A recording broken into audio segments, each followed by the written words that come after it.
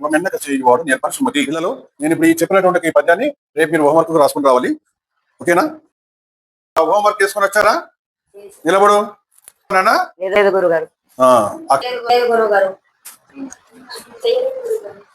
Okay, ఎందుకు చేయలేదు? నేను హోంవర్క్ చేసుకున్నామని చెప్పినా కదా.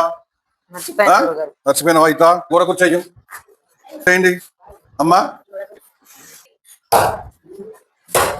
చేతులు పైకెత్తురా. అమ్మ కాళ్ళు బాగా నొప్పున్నాయి. ఇలా సారు గోడ కుట్టేపించిండు మమ్మల్ని. ఎందుకు హోంవర్క్ వేయలేనమ్మా? ఇలా హోంవర్క్ వేయకపోతే ఓన్లైన్ కొడతారు. నమస్కారం అమ్మా.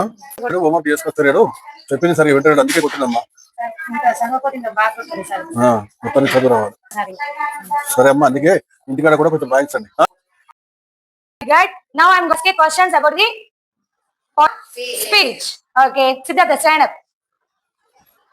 Tell me, what is the definition for noun? Code names. No, it is. Okay, next. Stand up. Next. Punishment for those who are not answering for the questions. On the bench. That is the punishment. Follow your hands. Stand properly. Daddy కాలు బాగా నొస్తున్నాయి. ఏమైంది? Punishment ఇచ్చింది. పిల్లలు రాస్తలేరు, చదువుతలేరు కదా.